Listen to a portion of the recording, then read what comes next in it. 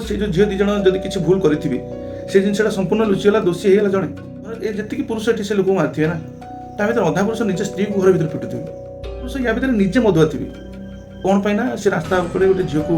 किस कर तो रेप कर कि रेप करवा आजिकल डेट्रे रेप को प्रमाण करने तो आपको प्रमाण दरकार ना गोटे एक्चुअली मर्डर लोक मैंने निजर आक्रोशटा को ता उतार दी जहाँफल से पिलाटी पिटी पिटी मारी से पिलार जी भूल था दंड तार 100 गुण से पाईगला निरंतर काली जो भिडियोटा हठात सोशल मीडिया भाइराल है आपण मैंने देखिथे से भिडियो से पिलाटी गोटे बॉडी बिल्डर नॉर्मली लोक स्वास्थ्य बहुत माने हेवी घटना एमती घटला ये दी जन सांग जाऊले ये जड़े रेलवे पुलिस रे जॉब करछि अन्य पिलाटी जाऊला कटक रे छाड़िया सी छाड़िया जाऊा रास्तार बालियंता पाखे दुईटा झील स्कूटी आसुले सहित गाड़ी एक्सीडेंट है गाड़ी एक्सीडेंट है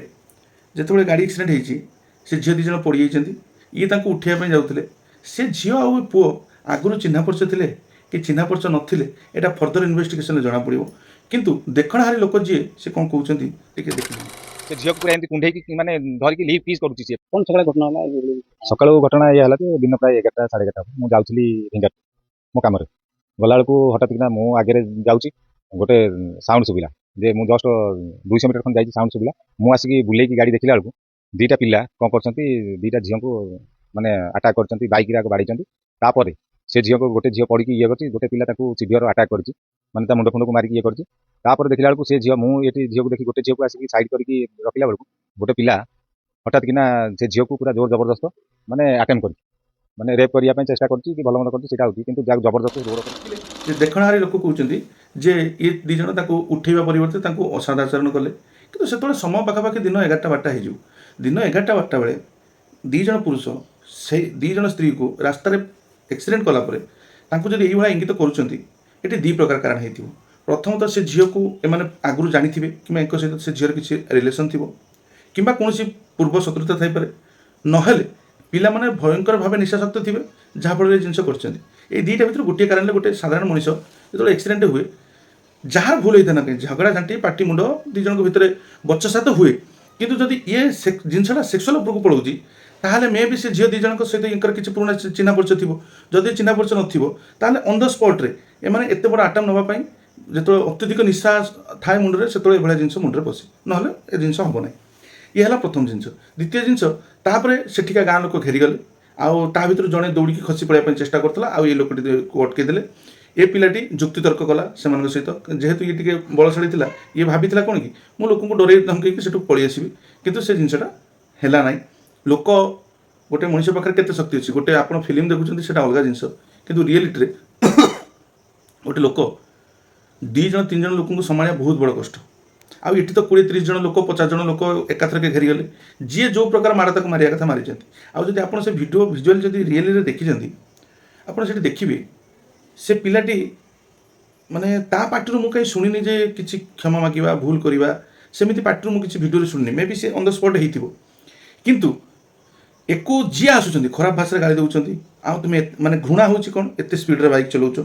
झील को खराब व्यवहार देखौच लोक मैंने जो लोक मैंने मारुंच एक कहते जे तुम मैंने से जगह सब एक्सीडेंट करोच माने लोकों मन भितर जो बाइक जो मैंने स्पीड चलाऊँ से प्रति घृणा झील मान जो असादाचरण कर प्रति घृणा से घृणा सहित प्रत्येक मनीष से जी थी ना से किसी ना किसी निज टेंशन थी आउ से कौन करती ना जो मौका पाती ये किसी जगह क्या हाथ सफाई करने आ पर्टिकुलर झील केस जदि झील केस कौटी गोटे रोड साइड होती समस्ते भाई हो समस्ते बल देखेबे जे आम से झील को रक्षा करदेलु आ एटा गोटे दुर्बृत्त एटा गोटे माने खराब लोक किंतु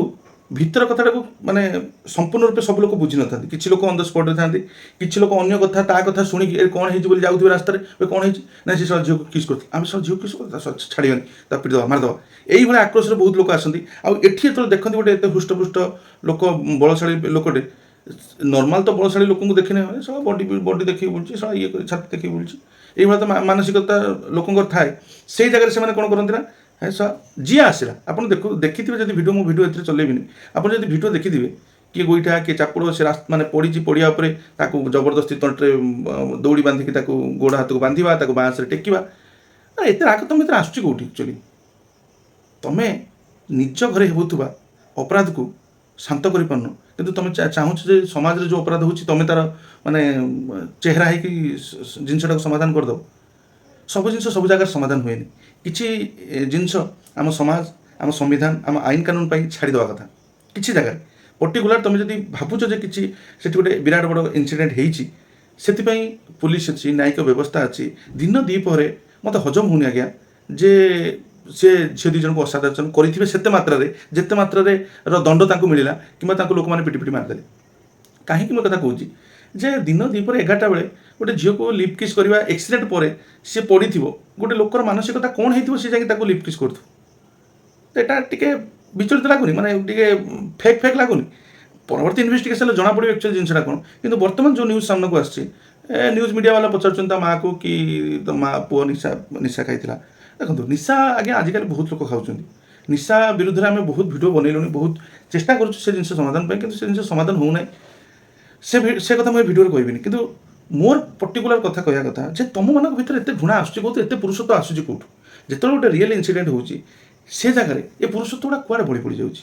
ଯେଉଁଟାକି ତୁମେ ଅନ୍ୟ ଝିଅ ବୋଉକୁ ଦେଖିଦେଲେ ରାସ୍ତାରେ ସିଏ ପଡ଼ିଯାଇଛି ତା ପାଇଁ ଯେତିକି ସିମ୍ପାଥି ଆସୁଛି, ଏ ପୁରୁଷ ଘର ଏ ଯେତିକି ପୁରୁଷ ଏଠି ସେ ଲୋକଙ୍କୁ ମାରିଥିବେ ନା, ତା ଭିତରେ ଅଧା ପୁରୁଷ ନିଜ ସ୍ତ୍ରୀକୁ ଘର ଭିତରେ ପିଟୁଥିବେ, ଅଧା ପୁରୁଷ ୟା ଭିତରେ ନିଜେ ମଦୁଆ ଥିବେ, ଯେଉଁମାନେ ସେ ଝିଅଟାକୁ ଯିଏକୁ ଚିହ୍ନି ନାହାନ୍ତି, ସମ୍ପର୍କ ନାହିଁ। ମୁଁ କହୁନି ଯେ ମାନେ ବହୁତ ଲୋକ କହିବେ ମୋତେ ଆସିକି ଯେ ଦେଶାକୁ ତେସା ଯାହା ହେଇଛି ଠିକ୍ ହେଇଛି, ଏଇଟା ପାଟିରେ କହିଦେବାଟା ଆଜ୍ଞା ସହଜ। କିନ୍ତୁ ଯେତେବେଳେ ସେ ଜିନିଷଟାକୁ ଆମେ ଚିନ୍ତା କରିବା, ଭାବିବା ଯେ ଏଇଟା କେତେ ବଡ଼ ଜିନିଷଟେ। ଗୋଟେ ଲୋକ ଚାକିରି କରିଥିଲା, ତା ପରିବାର ସେ ଗୋଟିଏ ପୁଅ, ତା ପରିବାରର ପୁଅଟାକୁ ଆମେ ଛଡ଼େଇ ନେଲେ କ'ଣ ପାଇଁ ନା ସେ ରାସ୍ତା ଉପରେ ଗୋଟେ ଝିଅକୁ କିସ୍ କରେ। ସେ ତ ରେପ୍ କରିନଥିଲା, କିମ୍ବା ରେପ୍ କରିବା ଆଜିକାଲି ଡେଟ୍ରେ ରେପ୍କୁ ପ୍ରମାଣ କରିବା ପାଇଁ ତ ଆପଣଙ୍କୁ ପ୍ରମାଣ ଦରକାର ନା। ସେଥିପାଇଁ ସାଇଣ୍ଟିଫିକ୍ ଟିମ୍ ଅଛି, ଡକ୍ଟର ଅଛନ୍ତି, ପୁଲିସ ଅଛନ୍ତି, ତାଙ୍କ ତତ୍ତ୍ୱାବଧାନରେ ସେ ଜିନିଷଟା ହେବ। କିନ୍ତୁ ଗୋଟେ ଝିଅ କହିଦେଲା ଯେ ମୋତେ ସେ ଜବରଦସ୍ତି କିସ୍ କରୁଛି, କିମ୍ବା ଜଣେ କିଏ ଦେଖିଲା ଯେ ଇଏ ତାକୁ ଖରାପ ବ୍ୟବହାର ଦେଖାଉଛି, ତାକୁ ଗାଳି ଗୁଲଜ କରୁଛି, ଯେ ହେଇଥିବ ଏକ୍ସିଡେଣ୍ଟ ଟାଇମ୍ରେ ସେ ଝିଅଙ୍କର କିଛି ଗାଡ଼ି ଚଲାଇବାର ତ୍ରୁଟି ହେଇଥାଇପାରେ, ସେ ଭୁଲଟା ଏଠି କ'ଣ ଲୁଚିଗଲା? ଏଠି କ'ଣ ସେ ଯେଉଁ ଝିଅ ଦୁଇ ଜଣ ଯଦି କିଛି ଭୁଲ କରିଥିବେ ସେ ଜିନିଷଟା ସମ୍ପୂର୍ଣ୍ଣ ଲୁଚିଗଲା, ଦୋଷୀ ହେଇଗଲା ଜଣେ, ସିଏ ହେଉଛନ୍ତି ଏଇ ପିଲାଟି, ଆର ପିଲାଟି ଖସିଗଲା। ହଁ ମାରିଲ, ହଁ ଠିକ୍ ଅଛି, କିଛି ଜାଗାରେ ହୁଏ କି କିଛି ଜାଗାରେ ମାର୍କେଟରେ ଗୋଟେ ଚୋର ଧରିନେଲେ, କେଉଁ ଜାଗାରେ କିଏ ଗୋଟେ ସୁନାଗଣା ଲୁଟ୍ କରୁଛି ତାକୁ ଧରିନେଲେ, ସେଇ ଜାଗାରେ ତୁମେ ସେ ଲୋକକୁ ମାଇଲ, ହଁ ଠିକ୍ ଅଛି, ମରା ହେଲା, ଜଣାପଡ଼ିବ, କଥାଟା ଠିକ୍ ଅଛି। କିନ୍ତୁ ଆପଣ ଚିନ୍ତା କରି ଦେଖନ୍ତୁ, ଇଏ ଗୋଟେ ଚାକିରି କରିଥିବା ପିଲା, ଇଏ କ'ଣ ହେଇଥିବ? ମୁଁ ମାନେ ଆକ୍ଚୁଆଲି ଏବେ ବି ମୁଁ ମାନେ ଟିକେ କହିବା ପାଇଁ ମାନେ ଫ୍ରି